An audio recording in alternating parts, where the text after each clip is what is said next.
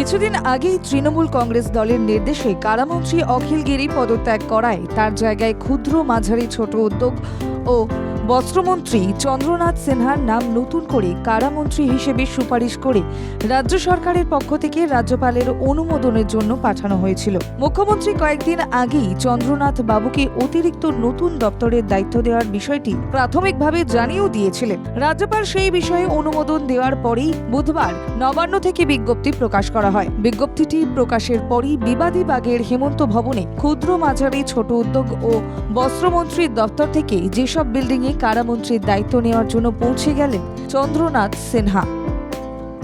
নতুন মন্ত্রীকে স্বাগত জানান এডিজি কারা লক্ষ্মীনারায়ণ মিনা সহ দপ্তরের বাকি আধিকারিকরা। যেসব বিল্ডিংয়ে কারামন্ত্রীর ঘরে বসে বাংলা জাগোকে এক এক্সক্লুসিভ সাক্ষাৎকারে এই নতুন গুরুত্বপূর্ণ দায়িত্ব দেওয়ার জন্য মুখ্যমন্ত্রী মমতা বন্দ্যোপাধ্যায়ের প্রতি অসীম কৃতজ্ঞতা প্রকাশ করলেন নতুন কারামন্ত্রী চন্দ্রনাথ সিনহা।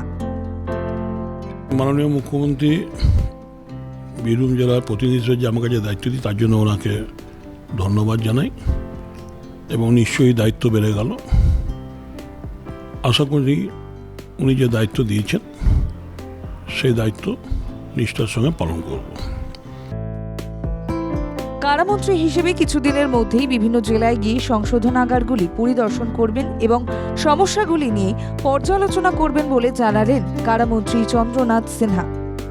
চেষ্টা করব যাতে বাংলার প্রতিটি জেলায় যে জেলখানাগুলো আছে সব জায়গায় গিয়ে যেখানে যা সমস্যা সমাধান করার চেষ্টা করব। কারামন্ত্রীর নতুন দায়িত্ব নিয়ে বীরভূমের তৃণমূল কংগ্রেসের শীর্ষ নেতা অনুব্রত মণ্ডলের কথাও বিশেষভাবে মনে করলেন মন্ত্রী চন্দ্রনাথ সিনহা। একসঙ্গে রাজনীতি করে এসেছি, জেলা সভাপতি হিসেবে জেলাটাকে সংগঠনটাকে ও সঠিক জায়গায় নিয়ে এসছে। সে ফসল আমরা তুলেছি পঞ্চায়েত ভোটে, সে ফসল আমরা তুলেছি লোকসভা ভোটে।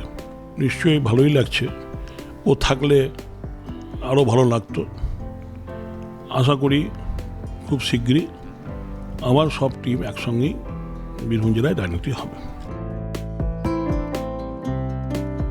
সাম্প্রতিক লোকসভা নির্বাচনে বীরভূম জেলার দুটি আসনে অত্যন্ত ভালো ফল করেছে তৃণমূল কংগ্রেস।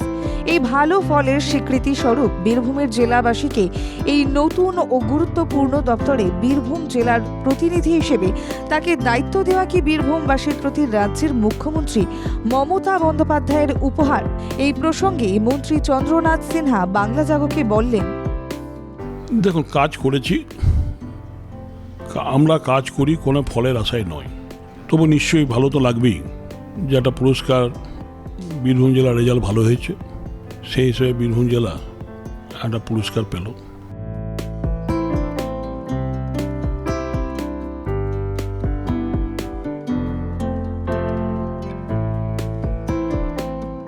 ক্যামেরায় সঞ্জয় দের সঙ্গে রাহুল চট্টোপাধ্যায়ের রিপোর্ট, বাংলা জাগো।